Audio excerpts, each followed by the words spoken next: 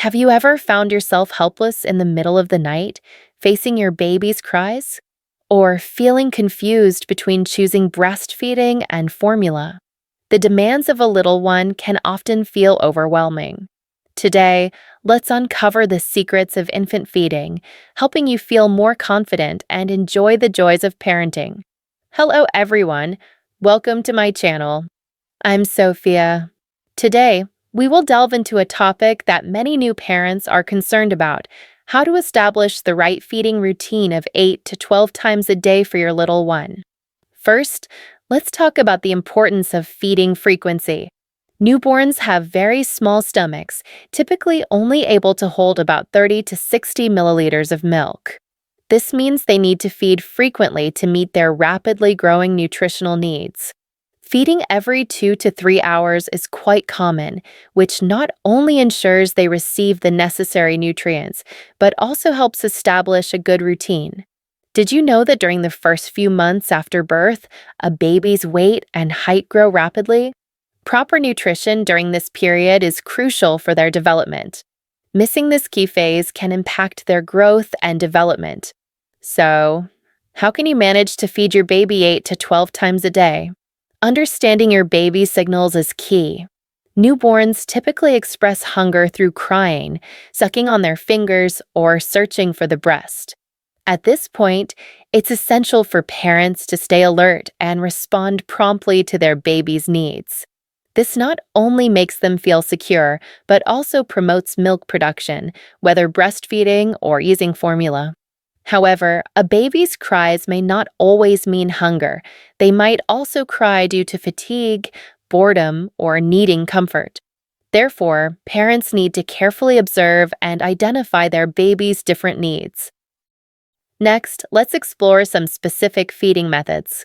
Whether you choose breastfeeding or formula feeding, it's essential to follow some basic principles.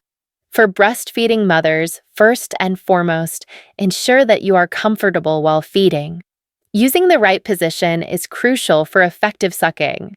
You can try different feeding positions such as cradle hold or side lying to find what works best for you and your baby.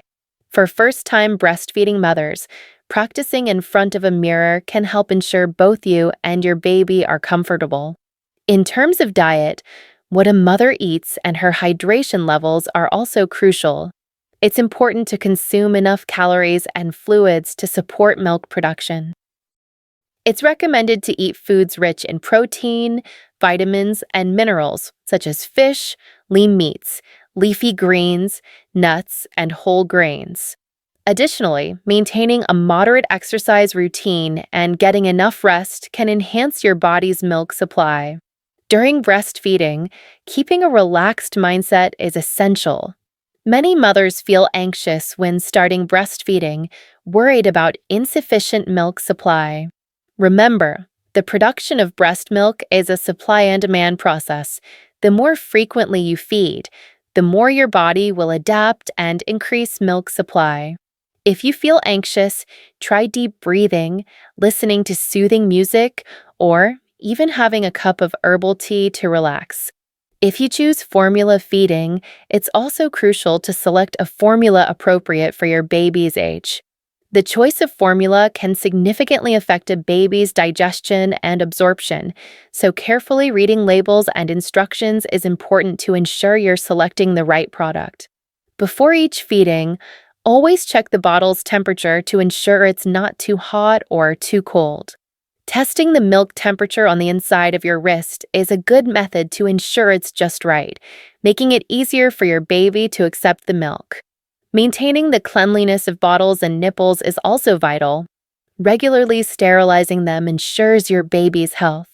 After each feeding, be sure to wash the bottles and nipples thoroughly to prevent bacteria from growing. Many parents often overlook cleaning the nipples when washing bottles, but the nipple can also be a breeding ground for bacteria, so regularly replacing them is equally important. In addition to the feeding itself, establishing a good feeding environment is also very important. Choose a quiet, comfortable place to minimize distractions, allowing you and your baby to focus on the moment. During feeding, You can softly talk to your baby, providing them with a sense of security, which also helps strengthen the emotional bond between you. Try to maintain eye contact with your baby, smile, and speak gently. This not only reassures your baby, but also enhances the emotional connection between you both. Of course, as your baby grows, their needs will change.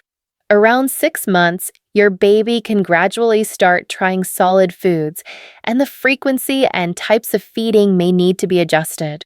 During this time, it's important to stay flexible and closely observe your baby's reactions to adjust the feeding plan accordingly. When introducing solid foods, it's recommended to start with rice cereal, fruit purees, or vegetable purees, gradually adding different food types to help your baby adapt to new flavors and textures. When introducing new foods, it's especially important to watch for your baby's reactions. If any allergies or digestive issues arise, adjustments should be made promptly. Additionally, try to follow the principle of one new food at a time. Introduce one new food and observe for 3 to 5 days to ensure your baby adapts before adding other foods. This approach not only helps your baby get used to new foods, but also aids parents in understanding their baby's food preferences and potential allergens. Many parents face a common issue when starting solid foods. Will the baby refuse new foods? This is a very normal phenomenon. Babies may show resistance when first exposed to new flavors. However, parents should not give up easily. Multiple introductions can be beneficial, even presenting foods in different cooking styles. For example, pureeing vegetables or mixing them with rice cereal can increase their appeal. Gradually, babies will become accustomed to new tastes and begin to enjoy the experience of eating solids. Additionally, maintaining a good routine for your baby is very important. Newborns can have irregular schedules, so parents need to patiently establish a routine. Setting regular feeding and sleeping times can help your baby gradually adapt to a schedule. After feeding, try to give your baby some quiet time for activities like gentle rocking or singing. This not only helps your baby relax, but also promotes interaction between you and your baby. Finally, I want to remind all new parents that feeding a newborn is not just a physiological process, but an opportunity for emotional connection. Each feeding is a moment to build a deep bond with your baby. Patience and love are the most important qualities in this process. Don't feel discouraged by your baby's crying. Remember, every baby has their own rhythm, and your warmth and support are the most important assurance for their growth.